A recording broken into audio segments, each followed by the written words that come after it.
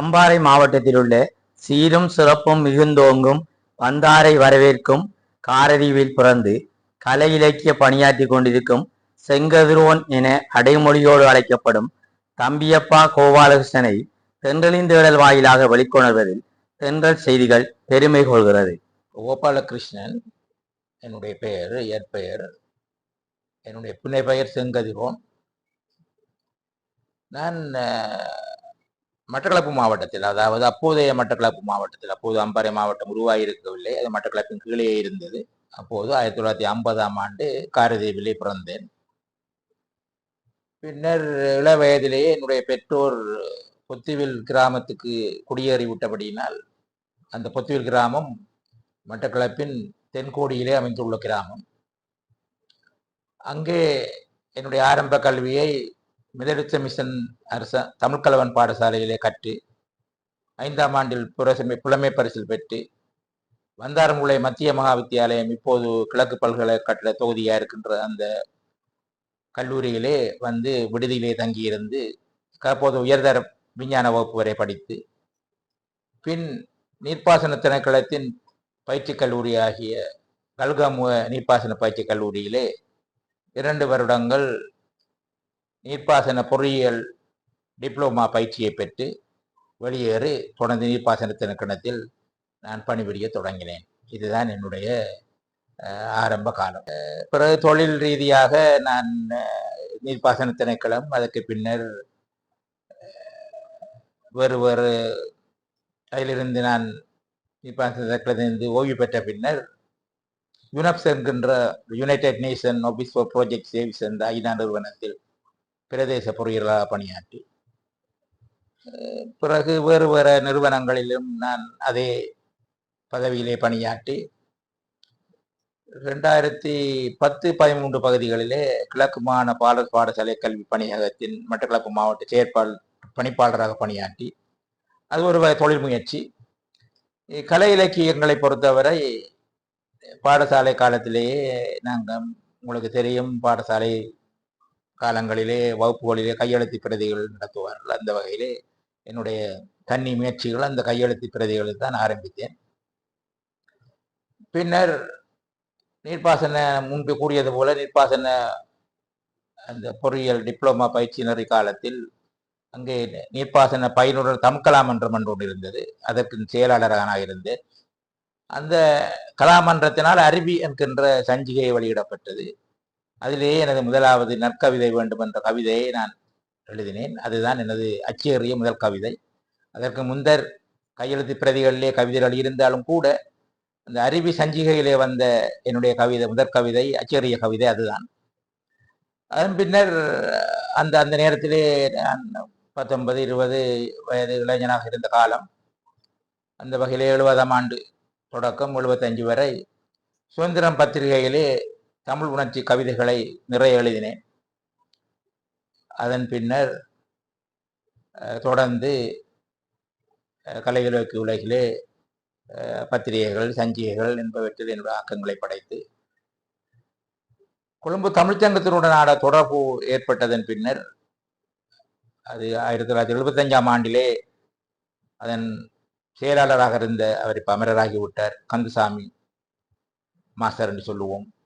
அவரோடு எனக்கு 1975 ஏற்பட்ட தொடர்பு காரணமாக தொடர்ந்து 90ஆம் ஆண்டு நான் கொழும்புக்கு மட்டக்களப்பிலிருந்து இடம்பெயர்ந்தது. பிறகு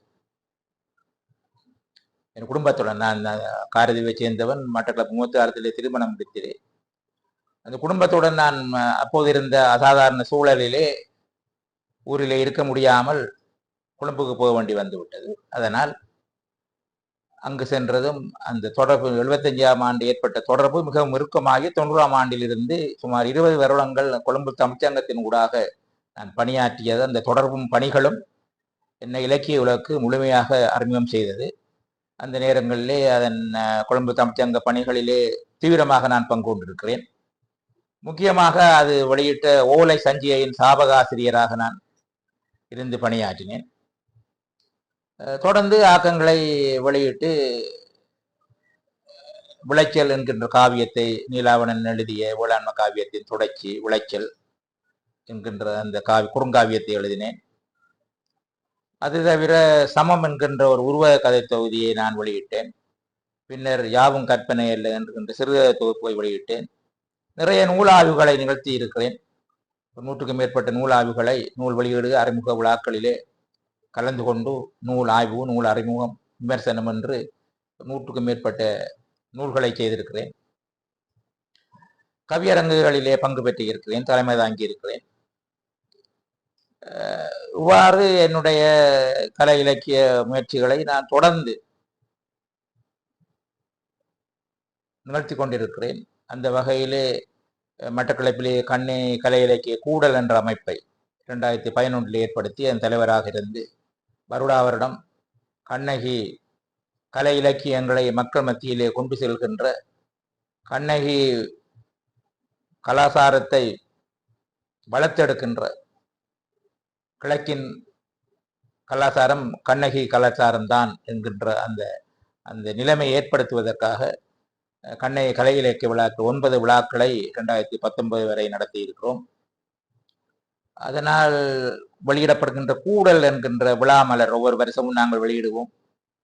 அதற்கு முந்தைய விழாக்கள் நிகழ்ச்சிகள் எல்லாம் தொகுக்கப்பட்டு வரும். ஆய்வரங்குகள், உரைகள் என்று எல்லாமே ஊர்வலம், எல்லா நிகழ்ச்சிகளும் தொகுக்கப்பட்ட மலராக அது வெளியிடப்படும். ஆனால் அடுத்த வருஷம் முற்பகுதியிலே அந்த விழாவை 10வது விழா அதை பிரமாண்டமாக நாங்கள் நடத்த திட்டமிருக்கிறோம். கண்ணகி கலை இலக்கிய கூடல் என்ற அமைப்பு.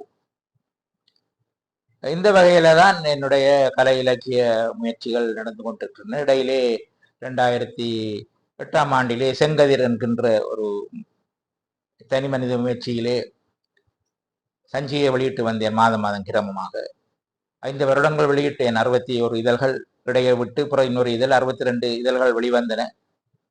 தொடர்ந்து இலங்கை தமிழ் சூழலில் ஒரு இலக்கிய சஞ்சிகையை கொண்டு வருவது, கிரமமாக வெளியிடுவது என்ற சிக்கல் எல்லோருக்கும் தெரியும். அந்த வகையிலே வேறு எந்த பிரச்சனையும் இல்லை. பொருளாதார பிரச்சனை காரணமாக அந்த முயற்சியை 5 வருடங்கள் பின்னர் அது விட வேண்டி பட்டிருக்கு. இப்படி பலவாறாக இப்படியான கலை இலக்கிய முயற்சிகளிலே தொடர்ந்து நான் ஈடுபட்டு கொண்டிருக்கின்றேன். அந்த வகையிலே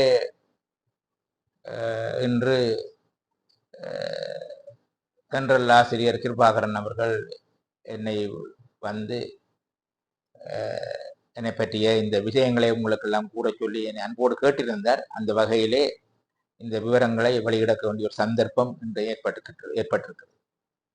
இவ்வாறாக இன்றைய தினம் 13/12/2024 அகவை 75 கால்பதிக்கும் சிரேஷ்ட எழுத்தாளர், கவிஞர், சஞ்சிகையாளர் என பல்வேறு பரிமாணங்களில் இலங்கையில் மட்டுமன்றி கடல் கடந்தும் பேசுபொருளாக மாறிவிட்ட செங்கதிரோனை வாழ்க பல்லாண்டு என தென்றல் செய்தி சேவை மனந்திறந்து வாழ்த்துகிறது.